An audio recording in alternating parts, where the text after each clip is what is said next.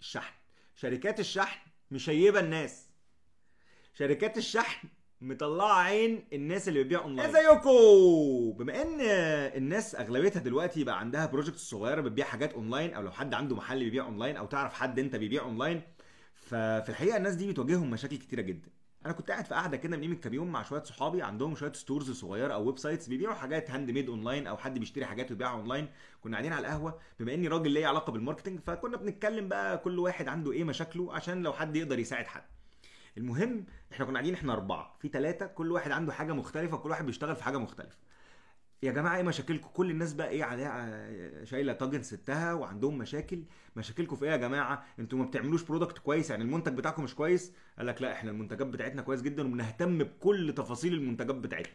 طب ايه المشكله؟ ما بتعملوش تسويق كويس، يعني عندكم مشكله اقدر اساعدكم في الماركتنج او ان انتوا تقدروا ان انتوا توصلوا لناس اكتر. قال لك بنعمل تسويق على الفيسبوك وعلى انستجرام، وناقص ننزل في الشارع نوزع فلايرز. الموضوع جامد جدا وبيجي لنا مسجات كتيره جدا، بس عندنا مشكله، ودي مشكله اتفق عليها اكتر من حد. الشحن. شركات الشحن مشيبه الناس. شركات الشحن مطلعه عين الناس اللي بتبيع اونلاين، لان هو اللي بيبقى متصدر. يعني انا النهارده لو عندي بيج او ببيع حاجه اونلاين وبشحن مع شركه شحن نص كوم او شركه شحن مش مضمونه 100%، فممكن اقابل مشاكل كتير جدا. اسمع بقى المشاكل اللي ممكن الناس دي تقابلها، واكيد انت لو بتبيع اونلاين اكيد المشاكل اللي انا هقولها دي هي المشاكل نفسها اللي انت بتقع فيها. ان هو مثلا يشحن مع حد والحد ده يقول لك والله اصل العميل تليفونه مقفول، يشحن مع حد والحاجه توصل بايظه، توصل مكسوره، توصل مفتوحه، تروح وترجع، ما توصلش. مثلا يقول لك اصل احنا ما بنوصلش لقنا، اصل احنا ما بنوصلش للصعيد، اصل دول بيوصلوا اسكندريه. فيفضل بقى هو حياته مش بقى في البيزنس، حياته كلها بيتابع مناديب الشحن وايه الاخبار وناس بقى. واحد كان بيقول لي ان هو كان معاه العميل على التليفون، والمندوب بيقول له العميل ده اصلا رحت خبطت عليه وما رضيش يستلم. يا عم معايا العميل على التليفون. حوارات شركات الشحن طبعا الا من رحم ربي فيها حوارات كتيره جدا، وانت هتبقى فاهم فكره ان حد بيمثلك او انت بتبعت عن طريق حد. طب يا جدعان انتوا ليه ما بتتعاملوش مع الشركات اللي هي دي اتش ال وفيديكس والناس دي؟ يعني ليه ما بتتعاملوش مع الشركات اللي هي تراستد او الشركات اللي هي البروفيشنال المتخصصين في الشحن؟ قال لك والله عندهم شويه حاجات، ان انا ممكن في شركات معينه ما بتقبلش باوردرات صغيره، في شركات لو الاوردرات صغيره سعرها هيبقى عالي، في شركات تانية لازم سجل تجاري وبطاقه ضريبيه عشان افتح فيها. فبالتالي احنا ما قدامناش غير الشركات اللي هي او المناديب او الناس اللي هي بتعمل بقى عروض بقى اللي هي ب 30 جنيه لاي منطقه في مصر، ب 30 جنيه لاي منطقه في مصر. يعني انت متخيل ان انت هتوصل حاجه من هنا لحلايب وشلاتين ب 30 جنيه؟ فانت برضو الموضوع غريب. يعني قلت له يا معلم انت صدقت ومشيت وراه؟ قال لي ما هو وصليش ولا اوردر يخرب بيته. فالموضوع غريب جدا. ومن هنا جاء دوري الصراحه خلال هذا الاسبوع ان انا ادور لكم على سولوشن او على حل لهذا الموضوع. لازم يكون في حل، واكيد في حد قبليه دور على حل للموضوع ده وعمل بروجكت. احنا دايما في اي حاجه احنا بنشرحها بقول لكم ان في حد هو شاف المشكله فين، شاف البين فين، شاف الحاجه اللي فيها حوار فين وحلها. ولو احنا اذكياء مش هنروح نخترع العجله من الاول، مش هنروح نغلط نفس الغلطات اللي الناس كلها بتغلطها، لا احنا هنشوف الحلول فين. العجله هي ما اخترعينها، تعالى نركب العجله ونمشي. اوكي، ايه بقى الحل؟ الحل انا لقيت لكم شركه هي بتتعامل مع شركات الشحن البروفيشنال، وحضرتك بتتعامل مع الشركه دي بس. يعني هي شركه اسمها فو، وسيط ما بينك لو انت بتعمل اونلاين بيزنس وما بين كل شركات الشحن. وتخش عندهم بقى بلاتفورم وداشبورد وبتاع، تختار الشركه اللي انت عايزها وهم يتعاملوا مع الشركه ويبعتوا لك المندوب وهم يحصلوا ويظبطوا الدنيا. هكلمكم على هذا الحل الرائع. في الحقيقه والله يعني انا بقالي اسبوع بشوف الحوار ده وعجبني، يعني الحوار عجبني. يعني حتى عملت كونتاكت مع الشركه واتكلمنا مع بعض. هم ناس فعلا عاملين بيزنس حلو، عاملين حاجه بتسهل على اي حد عنده اي كوميرس ويب سايتس او عنده صفحه على الفيسبوك او حتى بيبيع على الانستجرام او بيبيع على اي حاجه، بيحلوا له المشكله. وكل مشكله بتواجهه هم محلينها. يعني انا قعدت اسال اسئله، انا بص هريت الراجل قلت له طب لو حصل مش عارف ايه، يقول لي عندنا حل. طب لو عملنا كذا احنا وفرنا كذا. بيشحنوا بقى في كل حاجه، لان هم بيتعاملوا مع شركات الشحن البروفيشنال بس، الشركات اللي فعلا عندها مصداقيه، اللي نسب التوصيل بتاعتها عاليه، من غير بقى اي حوارات. واصل انا رحت وما لقيتش، واستاذ اصل كل اوردرات.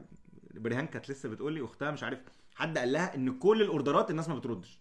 كل الاوردرات يعني كل الناس اللي من المحافظات المختلفه ما بيردوش. فليه؟ تعالوا نحل الموضوع ده. تعالوا اوريكم الفكره بتاعت فوت عليها بريهان كده. طيب ده الويب سايت اهو بتاعهم. هي شركه اسمها فو. الشركه دي بتتعامل مع فيديكس وارامكس ودي اتش ال وايجيبت اكسبريس ويو بي اس وكذا شركه تانية. الشركات دي كلها هي تراستد، يعني الشركات دي كلها هم واثقين فيها وعارفين هم بيتعاملوا معاها ازاي، وبيتعاملوا بيبعتوا لهم الاوردرات. والشركات دي ما ينفعش بقى تخسر فو، يعني هم فو بيشحنوا مثلا لارامكس الاف الاوردرات، فبالتالي ارامكس بتعمل حساب جدا لفكره فو بتشحن جوه مصر وبره مصر. ودي بقى اوبشن جامد قوي، خليني بس اتكلم فيه. هل انت قررت في مره ان انت تشحن حاجه للسعوديه مثلا ولدبي، او تشحن لحته لو انت بتعمل حاجه هاند ميد، او لو انت بتعملي حاجه هاند ميد وعايز تشحني بره مصر، هتشحني بره مصر ازاي؟ اكيد مش مندوب الشحن هو اللي هيوديكي بره مصر.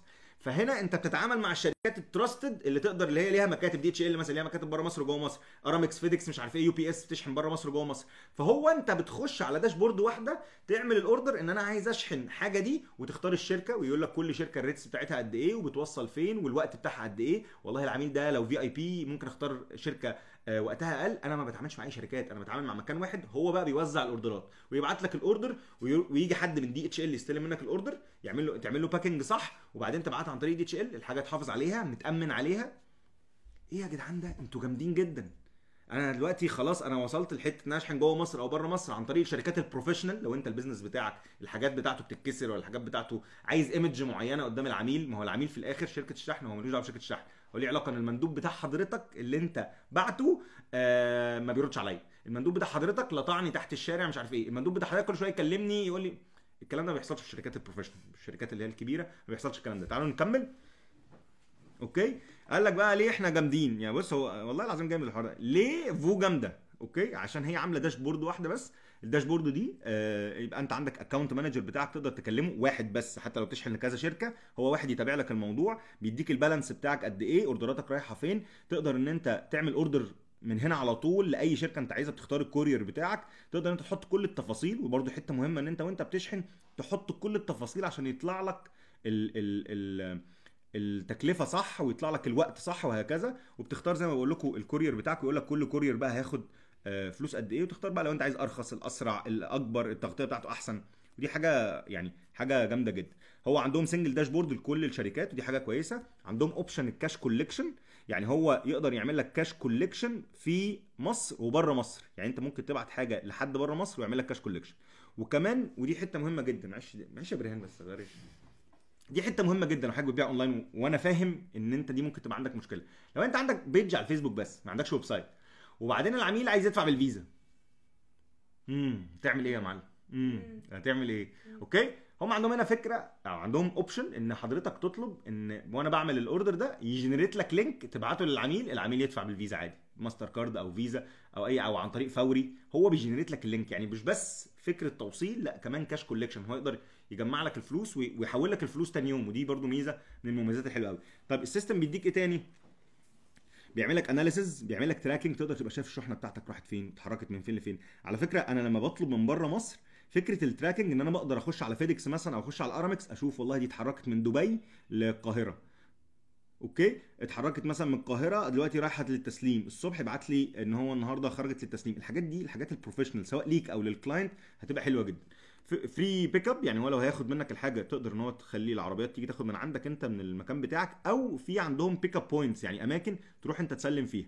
اوكي، تقدر تعمل بالك اوردرز، يعني تقدر يبقى عندك كميه كبيره من الاوردرات ترفع اكسل شيت واحد، ودي حاجه كويسه جدا لو انت بتاخد الاوردرات كلها وتعمل لها شحن مره واحده بس، عشان ما برده ما يبقاش مرهق بالنسبه لك. واجمد حاجه ان هم بيعملوا انشورنس، يعني كمان بيامنوا على الشحنات. يعني الشحنه دي انا قبل كده بعت شحنه الصراحه، والشحنه اتكسرت، او مش اتكسرت، هي المندوب خدها وراح وصل للراجل بكل براءه. والله العظيم ده حصل معايا، والله العظيم ببهرج.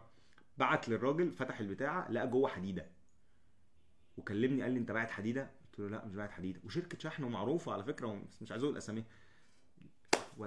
وقعدنا بقى في حوار وانفستيجيشن وبتاع، وادوني تعويض في الاخر، بس الحاجه ما كانتش متامن عليها، لازم كانوا يعملوا تحقيق، وقعدنا بتاع شهرين ولا حاجه عشان حاجه زي كده. فانت هنا عامل انشورنس على قيمه الحاجه دي. انا باعت حاجه ب 1000 جنيه، وبالذات الناس اللي بتبعت حاجات غاليه او حاجات تتكسر، انا عايز امن على الحاجه دي، وبالتالي لو حصل لا قدر الله اي حاجه في الشحنه هو ملزم ان هو يعوضك او يعمل لك تامين على الشحنه.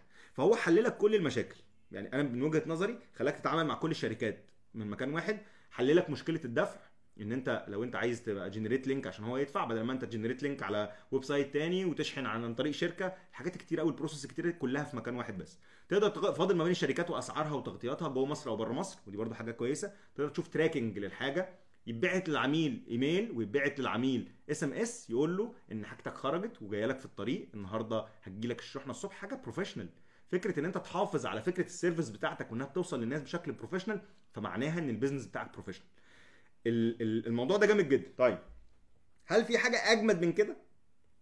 الناس اللي عندها ويب سايتس اي كوميرس على شوبيفاي او اكسباند كارت او اي ويب سايت من اللي هم بيعملوا الويب سايتس الاي كوميرس، يعني ان انت تبقى عامل منصه، هي اسمها ايه، منصه بتاعت بيع الكتروني. اوكي، الفكره ان السيستم ده تقدر تعمل له انتجريشن، تدخله جوه الويب سايت، فالويب سايت لو اتعمل عليه اوردر هو اوتوماتيك يسمع هنا اهو، فيبدا ان هو يخلي لك يعمل لك الشحنه بتاعتك، فيطلب ان حد يجي يعمل بيك اب وياخد الحاجه.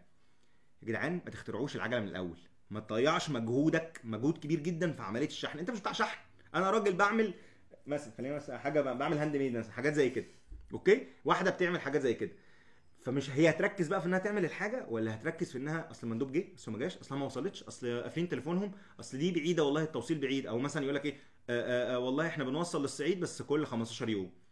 ما هو العميل لو هيستنى 15 يوم كان ركب وجه، ما هي الموضوع كان خلص. فاحنا يا جماعه لازم نبقى بروفيشنال في عمليه الشحن. واظن ان لو دخلتوا على الويب سايت بتاعهم هتلاقوا عليه اوبشنز كتيره جدا هتساعدكم في حته التحصيل وفي حته الانتجريشن مع الويب سايت بتاعكم، في حته ان انت تتعامل مع كذا حد في نفس المكان. واهم حاجه فكره كمان انترناشونال شيبنج، لو انت بتعمل حاجه هاند ميد وحاجه دي انت مفيش حد تاني بيعملها زيك وعايز تشحنها بره مصر، جامد، انا بشحن جوه مصر وبره مصر، انت ممكن تضيف عندك كده بشحن بره مصر وجوه مصر. فاحنا تقريبا حلينا مشاكل. انا عايز اقابل بقى الناس اللي انا كنت عامل معاهم على القهوه، والله ده حل كل المشاكل بتاعتهم. على فكره عندهم كلاينتس كتير، ممكن تخش على الويب سايت بص كده، دي كل الكلاينتس اللي هتتعامل ثرو فو. اوكي اهو، ودي الناس اتكلمت على فو. اوكي، ودي بره مصر، انت لو هتشحن نص كيلو لدبي ب 500 جنيه، صباح الفل، جامد جدا. نص كيلو ده يعني رقم، يعني انت بتشحن حاجه كتير، 500 جنيه ده لو انت حولتها بالدرهم هتلاقي الموضوع ايه، جامد جدا. انا عايز اقول لكم خشوا على الويب سايت بتاعهم، هسيبه لكم في اول كومنت، خشوا عليه شوفوا كل التفاصيل، وشوف الاف اي كيوز، الاسئله اللي الناس بتسالها، شوف الريفيوز بتاعت الناس عامله ازاي، وابلاي ان انت تقدر ان انت تشتغل معاهم، وتشوف انت حقك ان انت تلاقي حد اخترع العجله وتركب العجله وتمشي، ما تقعدش بقى تفكر من الاول. وكمان انا عايز اقول لكم ان انا هعمل شويه فيديوز نصايح للناس اللي بتبيع اونلاين، ازاي ان هم يقدروا يستخدموا فو، هتلاقوها على البيج بتاعت فو خلال الايام اللي جايه. ودي من الحاجات الحلوه والاول مره اعملها، عشان انا فعلا مقتنع ومقدر لاي حد بيعمل حاجه تكنولوجيه، حاجه تساعد الناس وتبقى جامد. ناس كاتبه احنا ليه جامدين، متخيل اول حاجه في الويب سايت، فجالي، فجامد ولا مش جامد؟ جامد.